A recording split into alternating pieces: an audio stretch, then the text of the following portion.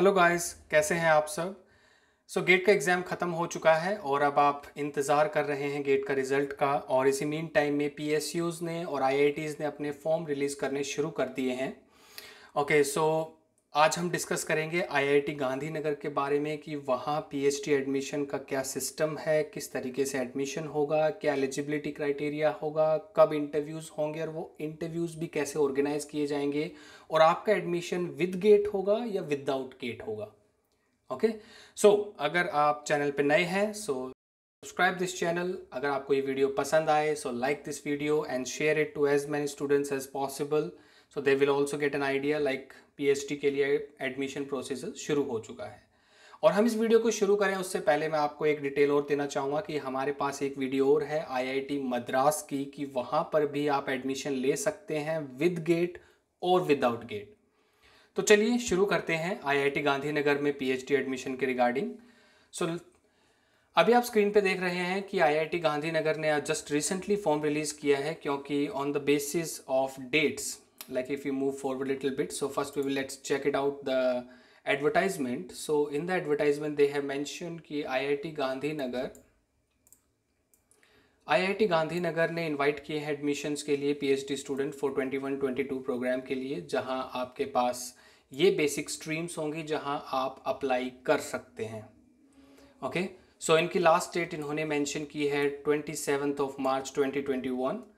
अभी आपके पास काफ़ी वक्त है ये डिसाइड करने के लिए कि आपको अप्लाई करना है कि नहीं, और आई थिंक मोस्ट प्रोबेबली इससे पहले आपका गेट का स्कोर भी आ जाएगा। अब नीचे हाइलाइट्स में आप देख रहे होंगे कि ये फाइनेंशियल सपोर्ट देते हैं लगभग 2 लाख का।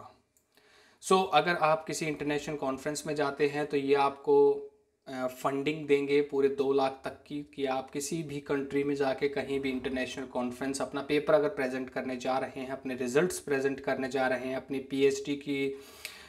पीएचडी में जो भी आपने काम किया अगर आप वो प्रेजेंट करने जा रहे हैं, तो आईआईटी आपको 2 लाख तक की फंडिंग देगा, आपके रिसर्च वर्क में आपकी हेल्प करेगा।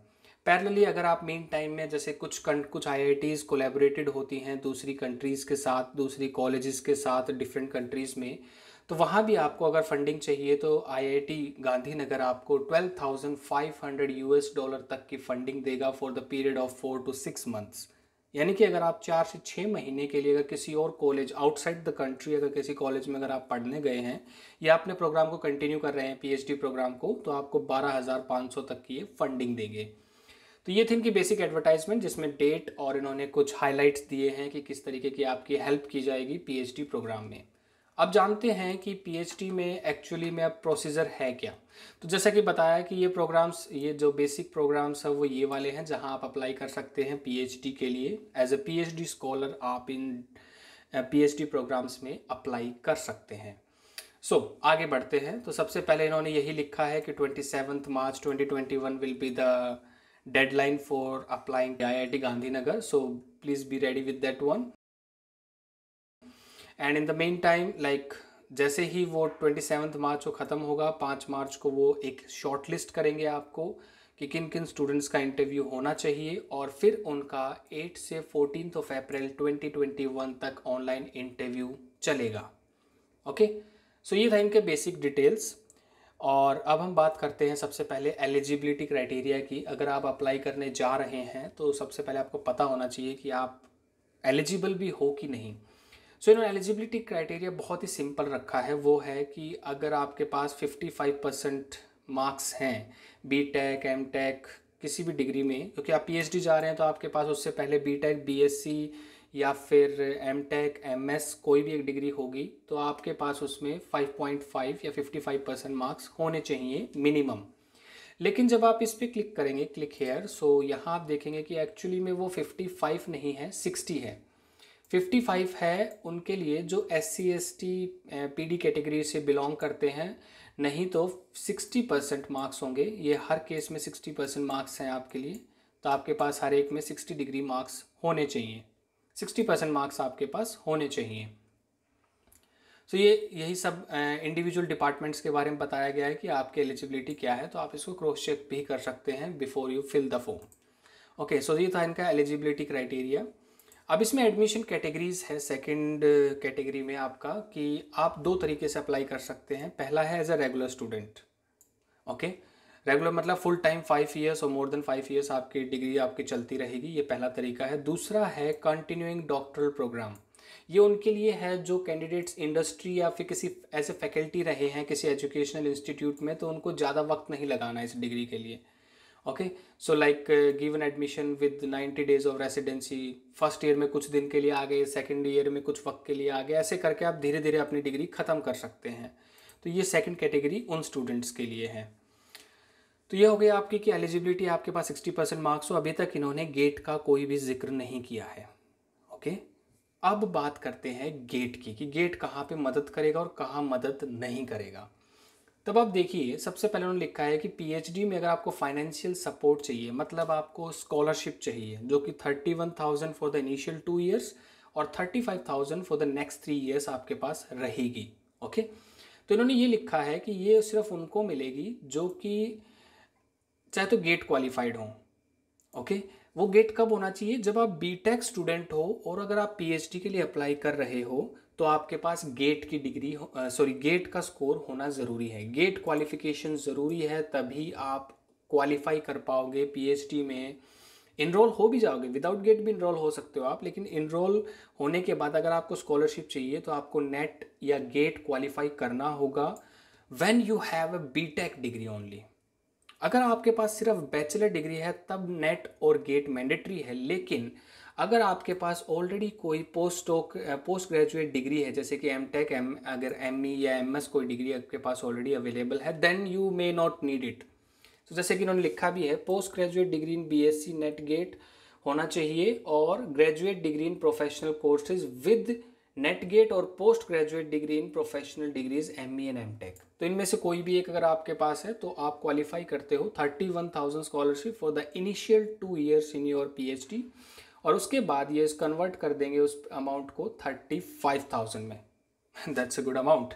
ओके, सो ये है आपका फाइनेंशियल सपोर्ट अगर आप अगर आप बीटेक स्टूडेंट्स हो और अगर आपके पास एमटेक या एमएस की डिग्री है, then you don't need to worry about the GATE. अगर आपके पास सिर्फ बीटेक है तो आपको गेट या नेट क्वालिफाई करना होगा स्कॉलरशिप के लिए।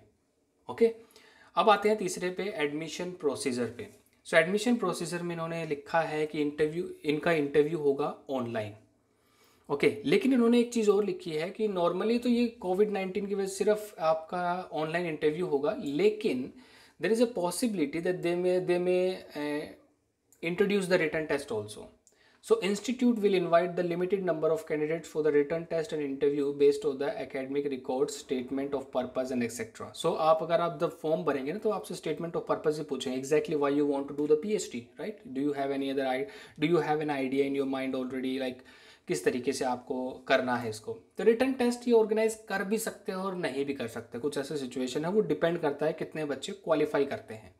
तो स्क्रीनिंग उनके लिए आसान हो जाएगी। अगर बच्चे ज़्यादा होते हैं तो उनको रिटर्न टेस्ट कंडक्ट करना पड़ेगा, बच्चे अगर कम होते हैं तो इंटरव्यू से भी काम चल सकता है। ओके, तो ये इनका बेसिक कंडीशन है कि फ़िलहाल तो इनका admission will be offered based on the online interviews only, that's what they mention. Admission generally offer किया जाता है इंटरव्यू पे which is supplementary, so the institute will invite the students also, that's may be possible, may not be possible for now, but for the time being इन्होंने साफ mention किया है यहाँ पे कि 8 से 14 अप्रैल तक ऑनलाइन इंटरव्यूज़ होंगे। सो आप पहले ही तैयार रहें, ये माइंडसेट बना के रखें कि आपके पास दोनों ऑप्शंस आ सकते हैं कि आपको रिटन टेस्ट भी देना पड़ सकता है। अब आता है एप्लीकेशन प्रोसीजर। एप्लीकेशन प्रोसीजर के लिए जैसा कि मैंने बताया कि इसकी लास्ट डेट है 27 मार्च, 5 अप्रैल को ये शॉर्ट लिस्ट करेंगे और 8 to 14 अप्रैल 2021 से के बीच में आपके इंटरव्यूज़ होंगे। अब बात करते हैं इनकी फ़ीस का, आपको कितना पे करना होगा। सो इसमें साफ लिखा है कि application will be 100 rupees for SC/ST PD category and 200 rupees for the other categories, that is a general category. Okay, so you have to pay 200 or 100 rupees to the this one to apply to IIT Madras. So you don't need to send the hard copy also. Sometimes people like think let's take the printout of everything, wrap up in the envelope और भेज दो IIT Gandhinagar में। No, don't do it, okay? So because they are not charging you for anything. उसके अलावा इनके पास है focus areas. Focus areas मतलब अब आप हर डिपार्टमेंट में जाके ये देख सकते हैं कि किस तरह के प्रोग्राम्स चल रहे हैं। फॉर एग्जांपल केमिकल इंजीनियरिंग में जाएंगे तो किस तरह के प्रोग्राम्स हो रहे हैं अभी भी डिपार्टमेंट में, वो जानने के लिए आपको फोकस एरिया पता हो। मतलब ये आपका ना स्टेट पर्पज़ ऑफ स्टेटमेंट जो है, पीओएस जो आप लिखेंगे उसमें भी आपको मदद करेगा ये।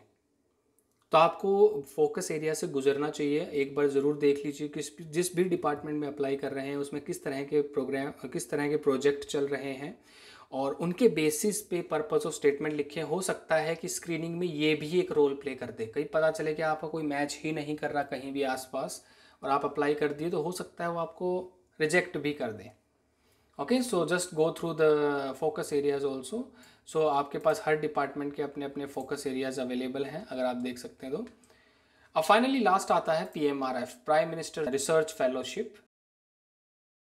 ओके, सो ये फेलोशिप IIT के स्टूडेंट्स को दिया जाता है, तो आप इसके लिए भी अप्लाई कर सकते हो। So as soon as you will be qualified as a PhD scholar in IIT Gandhinagar, आप PMRF के लिए अप्लाई कीजिए। ओके, ये आपकी स्कॉलरशिप को डबल कर देगा, अप्रॉक्सीमेटली 70,000 हो। कुछ अलग रूल्स होते हैं इसके। Okay, I am not very much expertise in this field, but I will update a separate video. If you are interested, let me know in the comment box. Okay. So this was all about IIT Gandhinagar. So please get ready and submit the forms. It's just like about 200 rupees and you will have a safe देखिए, लोगों को लगता है कि मतलब अगर rank अच्छी आ रही है, मेरे अच्छे मार्क्स बन रहे हैं, so I should not apply to IIT. Don't do it. Just make a backup plan for everything. Always should have a backup plan. Yes, I am saying that you will definitely qualify the interviews of PSUs and everything, but still, like, take a backup plan and apply to all the IITs for the PhD and master's degree. Okay, so please be careful. 27th of March is the last date to apply in IIT, and you have to pay 200 rupees for the general category, 100 rupees for the SC/ST category as a fee. Okay, rest is like just the basic form. As soon as you will fill it, you are good to go. So I will attach the link also of this complete page so that you can directly go to that one and go through the whole website. So guys, that's it for this video. I hope you got the basic idea about, yes, the IIT Gandhinagar is about to start, because I think I haven't जैसा कि मैं देख पा रहा हूँ यहाँ अभी भी कोई भी लिंक नहीं है कि जहाँ से आप अटैच मतलब डायरेक्टली आप पहुँच सकें, डायरेक्टली आप अप्लाई कर सकें। सो अभी आपको शायद इंतज़ार करना पड़े, but I think very soon you will have a link also to apply in IIT Gandhinagar for the PhD admissions.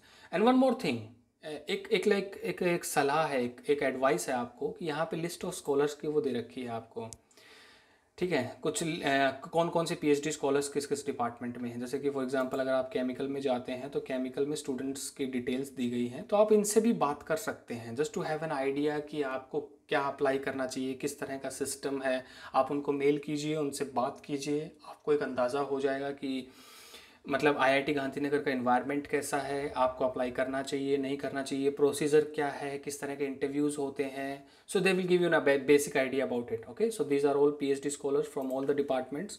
तो आप किसी भी डिपार्टमेंट में इंडिविजुअली मैथमेटिक्स में कहीं भी अप्लाई कीजिए, इन स्टूडेंट से बात कीजिए, इनको मेल कीजिए, जस्ट आस्क देम कि सिस्टम क्या है, किस तरीके से IIT गांधीनगर काम करता है कि अगर आप PhD स्कॉलर हैं उस कॉलेज में। Okay, so I hope I gave you the basic idea about it. So that's it for this video, guys, and thank you very much. Best of luck and see you soon in the next video.